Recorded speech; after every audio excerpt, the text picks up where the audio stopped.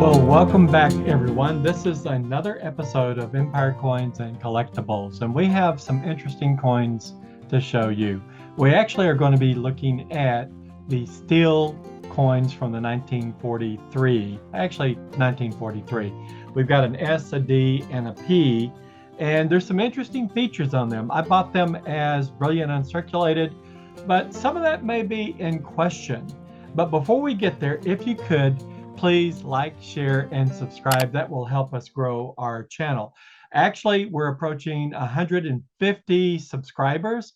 We probably will reach that this weekend. And if we do, then we'll have a drawing for a certified coin from Annex. I haven't determined which one that is, but it will be something good, I assure you. So based on that, most likely probably next weekend, we'll have and post the episode for those that win the individual that wins the drawing. Okay, enough of all that. Let's go and get right to it. I have 4 coins to show you. We're going to show you the first one. It is a brilliant uncirculated. Of course, that's what they say, 1943. So I'm going to go ahead and change over to my coin microscope and let you have a good look at it, and we'll chat about it. Okay, can you see it? It does look pretty good.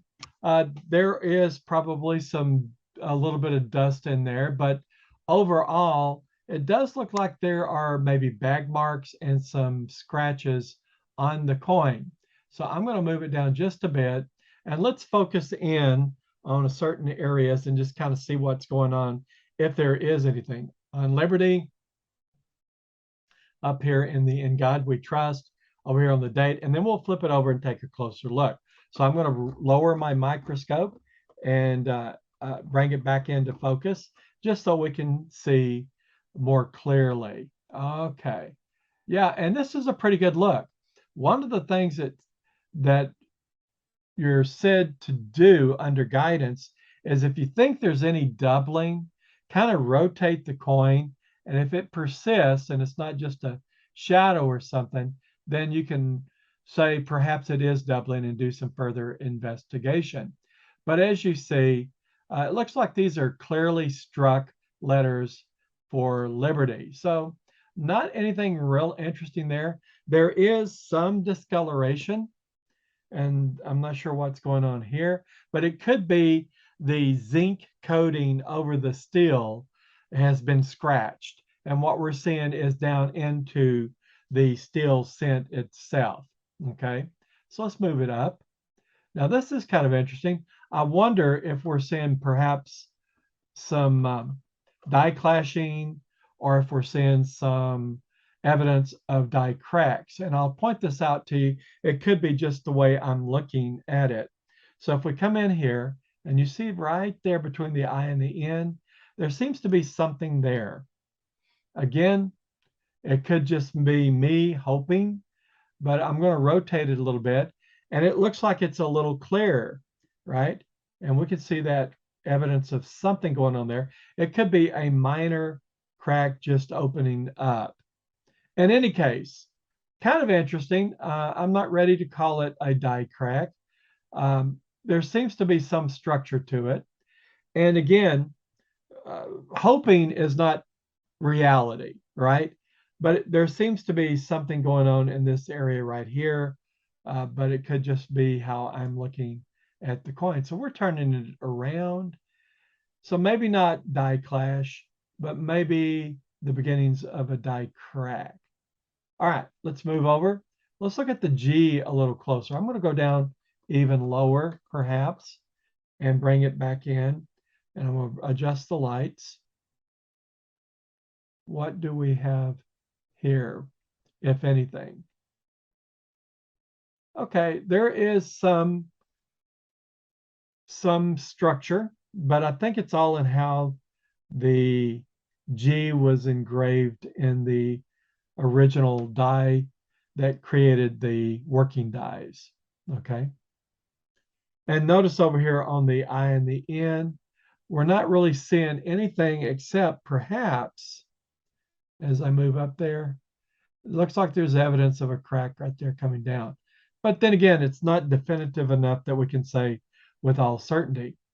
So we're rotating on around, and the R looks kind of interesting, but not really, I guess. There appears to be something going on with the S, but then again, maybe it's just shelving or just how it was actually sculpted. So we can look right there on the back side of the curve, but nothing definitive. And we can come down to the year, 1943. Again, very nicely done.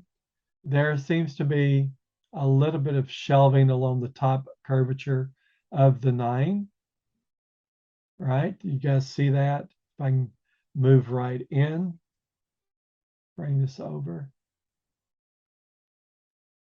right across the top there. But I'm not prepared to say anything about that. Looks to be some scratches or something here, maybe. Oh no, this is the front of Lincoln. That's what that is. Okay, that's the front of Lincoln. Let's look at his eyes and his ears. Nothing much going on. Okay, quickly, we're going to flip it over. We're going to raise it back up and get a good view of the coin on the reverse. And it is a beautiful coin. There's no doubt about that. I'm trying to get it in focus. All right. And we'll raise it up a bit more so we can get more of the entirety of the coin. So again, it looks pretty nice. There's some scratches on it, but not a lot. Well formed. I guess that's the bundles of wheat on either side of the United States. I don't see any evidence of doubling or die clashes or die cracks, but just a really good example. Okay, I'm going to raise it up just a little bit further before we change coins. And we're going to see something a little bit interesting on the next coin. Okay, let's switch. So what we have here, we're going to start on the top end. This is a 1943 S Brilliant Uncirculated. Now, whether that is or not, just because it's marked that way when you buy it, doesn't mean it is. We can say we're from Missouri, show me or prove it to me, right?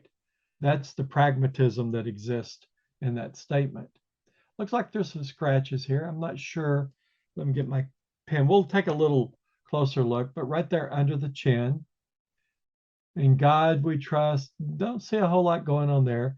There may be something down here on the right side of the S. We'll look at that just a moment, a little closer. And there seems to be something on the I. So let's go down and do a little closer inspection. I do love looking at the coins this way because you're always surprised about things that you end up seeing. Let's go down a little further. And I guess the way the cellophane on that coin flip was sitting, it caused me to think that there was something there. And that's something you guys need to be aware of. Sometimes the cellophane will create the false image of doubling when none is really there. So I don't see anything going on with Liberty. Just get a little bit closer, right? Kind of interesting. All right. Not sure what's going on with the R right there. It looks like it's had better days. But I guess that's enough. We may have a little bit of a die chip right down there. That looks like a period beneath the Y. And there seems to be on the left branch of the Y, seems to be something going on right up in this area there. And maybe on the other side of the Y, something leaking over there. So there might be a little bit of doubling on the Y. Don't know, but it's not prevalent enough for it to make it super interesting to me. Now here we go in God. Nothing appears to be out of ordinary there, out of the ordinary. And in God we trust. There's something that's coming off one of the bottom side of the S's right there. I think you can see it. Let me rotate it around. Again, it's just probably, maybe there is a shadow of an S up in this area right here. But again, it's not really definitive. Coming down to the year and the mint mark. Okay, the year looks pretty good, 1948, very strongly struck. We're going to go down just a little bit lower. And I want to home in on the S mint mark. We'll turn it a bit. So the S is not as sharp or detailed as the year, and maybe it's because that it was weakly struck. And the thing that I'm looking at is this top serif. If you go along the curve of the top and then look in, there seems to be less of the body of the S existing there than before. That click you heard was my flashlight I was using as a bookmark. It fell off. Okay, but not anything super interesting. Let's look at the rest of the body of Lincoln. The ears look okay. You see some definite scratches through the forehead. Now, this is kind of interesting. We'll have to go down a little bit lower. There appears to be something right in here, right? Is that a die crack or is that a scratch? Remember, scratches go into the coin, whereas the die cracks build up.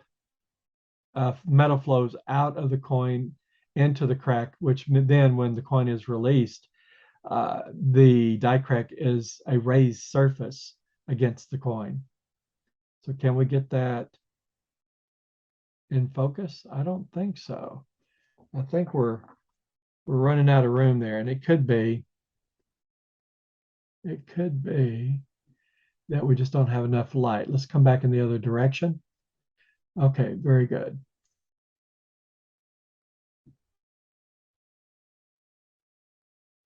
So I'm going to raise it up just a hair and see if we can get this back into focus. What I'm trying to do is get a stronger look at that structure we thought might be a die crack. Now, it's down very low, so I'm not sure if I'm going to get the toothpick in there. But in this area, we see something that could be a scratch. This thing right here that flows from the left to the right, that might be a die crack because it looks like it's raised above the surface. Okay, so we're going to raise it back up now, and we're going to flip it over. And when we flip it over, we're going to see something that is, I think, a die crack. So I'm going to get it back into focus here, and we're going to flip it over and see the arrow. I'm pointing to what looks like a die crack there. And notice it erupts between the P and L and pluribus and moves down. So I'm going to go down. And as it goes through the O, it's a raised surface on the O and then down below the O. So let's go down a bit and bring it back into focus. So it does seem to me that this is a die crack. It's above the surface, and it's kind of meandering about like when metal is fatigued and it actually breaks. It's never a straight line, right? Or not normally, right?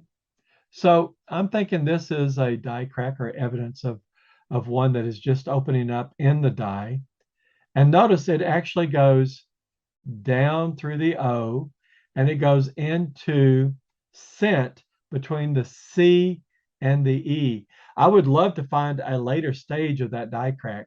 And then there's evidence, notice this, there's evidence below the C that that die crack is still opening up. Just barely, right? So let's move this back up so we can get a bigger view of the coin. So it's kind of interesting. This one probably will be sent in for grading and attribution, but certainly it looks like a die crack to me. What do you think? Okay, remember, when you apply what you know and I apply what I know, we make better decisions and conclusions than me by myself or you by yourself.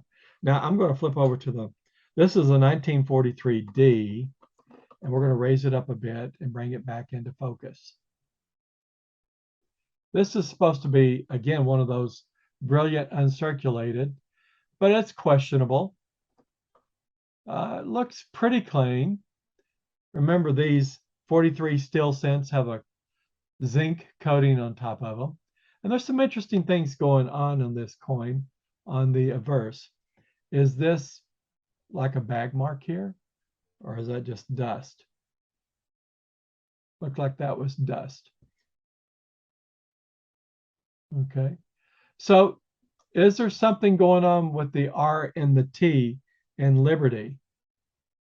Or is that just the cellophane cover creating an illusion of doubling? We'll look at that in just a moment. The D looks like there's some damage or something else is going on with the D. And then there's something going on with the N that may be just the cellophane above it. So let's go down a little bit lower and look at it. Get close enough and we can just kind of sort these out pretty quickly. Now, what do you think? If it is doubling, we should see it as we turn it. And I don't know. What do you guys think? I think that's just shadows erupting on the R right there. Let's go down a little bit lower. What do we see? Yeah, I think that's just a very robustly rendered R. And we're seeing how the light plays across that curve of that surface. Okay, up here in the N, there seems to be perhaps some damage in the die up in there, but the N, the top part of the N on the left-hand side looks like it's not as finely detailed as the rest of it. Not a whole lot going on with the G. Looking through the trust, there seems to be some markers here coming out of the S. So I'm not sure what that's about. Sometimes people use this to determine whether or not there's a doubled die or not, but I don't know. It looks too marginal for me to make that call. And then the date typically is all telling. Now, the bottom part of the D here, as we come around from the side down, let's go down a little bit lower. There appears to be maybe some doubling there. That could be a repunch mint mark, maybe. By the way, the D version of the 43 cent has, according to the Red Book, a line item reserved for the repunch mint mark, or the doubled D. And those coins, rather than being a few dollars, are worth $30, $40, $50, depending on whether or not they are in mint state or higher. So I'm thinking that there is some doubling on the D, just based on what I'm seeing here. Look at that edge right there. Let's go down just a little bit longer, or lower, I should say, and see if we can't bring that back into focus. Can we get it into focus? I don't know. Maybe, maybe not. Yeah, it looks like we've got it into focus right there. So that's pretty close, isn't it? Now that I'm seeing that it's so very, very close, I don't think so. I don't think so. Okay. So that's the front. Let's go and look at the rest of Lincoln before we flip it over, because there's some really interesting things going on the reverse. So what we're trying to do is get the microscope to cooperate. It was moving on its own. Are we going to be able to focus it? Yeah, we are. Okay, so we're looking around. Just seeing if there's anything else that's of interest. And I don't really see anything. Okay. So let's flip it over. So we're going to go and pull up on this just so we can see the whole coin first and get that back in focus. Nice looking coin, but I'm going to take that one off, that light off. All right, so we see some interesting things. Let's come back to that in just a moment. Let's look down here. Not a whole lot down here, but notice as we go around the hub here, E pluribus unum, there looks to be a doubled U on there. Can you guys see that? I'm going to get it lower and lock it in and then try to focus it. Look at that. There appears to be an NU on there. That NU looks like that NU right there. So that's a massive error. And if that is the case, maybe it's a double struck coin. I don't know. It only occurs here, but it is a gorgeous error. We see the N, we see the U, has to be part of the unum NU right there. And I'm not sure how it got there, unless there was some work done on the die or the master die kissed the working die more than once and it created this offset, which would be a doubled die. That's phenomenal. If that is the case, that's a major, major, major error. And this coin, given a mint state, would be worth a significant amount of money. So based on that, I certainly am going to send it in to Annex first. And if it comes back as attributed as to what we think it is, then I will think about spending the extra money to actually have PCGS or NGC certified. Now, you may say, isn't that a waste of money? I would rather have Annex take a look at it and tell me what they are seeing before I send it in and spend more money through PCGS or NGC.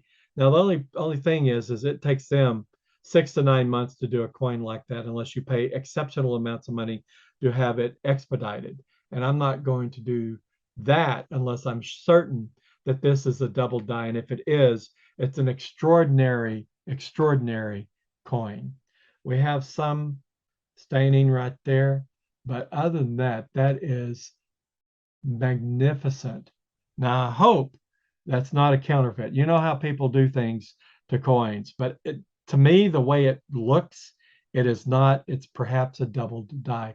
Notice also, kind of interesting, we have something else going on right here, and we have something else going on right there through that E. Could it be a die clash? I don't know. I guess anything's possible, but this certainly looks like a doubled NU, which corresponds to that NU right there. What do you think?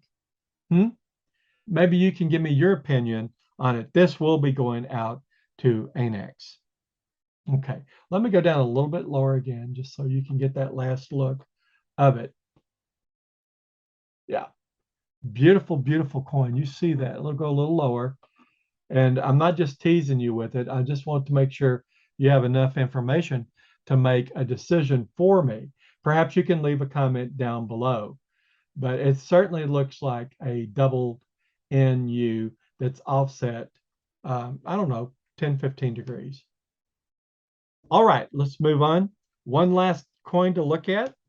I'm going to raise this up as we put this coin in. This is a 43, supposed to be brilliant and circulated. And it also has an error on it, but not on the averse. I mean, we can look at that and in keeping with brevity and trying to keep these videos short, I'll just give you a quick look here. But the real interesting thing on this coin is going to be on the other side. Okay, so let's flip it over. Now, you notice I've got it marked out. Can you guys see that? I love this massive die crack. When I say massive, it looks like this portion of the die is breaking off. It goes from the edge through that bundle of wheat stock to the edge again. Look at that. Isn't that amazing? We're going to lower this and bring it back into focus. Now, I probably paid $2.50 each on these coins when I look at, I bought a lot of coins. When I say a lot, I don't mean a lot of coins. And they were in boxes, and I'll be sharing more of this with you, but they were in boxes, and I got a ton of errors to look through out of these boxes. Somebody has already gone through and marked them up. I guess the previous owner did, but they missed this. They missed this one, and they missed the doubling on the previous Lincoln Steel cent. But don't you believe this is a die crack here that goes through this coin? Look at that. That's fantastic. Love it. You know, it doesn't take much to impress me when it comes to error coins. There seems to be something in this area right here, some type of structure there. Not sure. Maybe again, I'm looking at the clouds and I'm seeing, you know, dogs chasing sheep or something in the clouds. But this coin is pretty phenomenal. This looks like a die crack right there as well. You see that? So this die that was used to mint this coin was probably working toward the end of its life, right? And there's some things going on with the end. We could look at that a little closer just to see if we could tell what's going on there. But by and large, I'm very pleased with the results here. I love the die crack. I love the doubling on the previous coin. I love the die crack on the other coin. And then the one that the first one we showed, there was really nothing going on that we could tell immediately. So that's what coin collecting is all about. You go in, you buy a lot of coins, you go through the coins, and you hopefully find something that is of interest to you. And with that, my friend, I hope that you found this all very interesting. Know that you can find coins out there that have not been attributed as a variety or as an error. And when you do, you know what that is? That's money in your pocket. But for me, that's another piece to add to my collection. You take care of yourselves. Look for our next ECC short. I think you're going to find that entertaining, and all the best.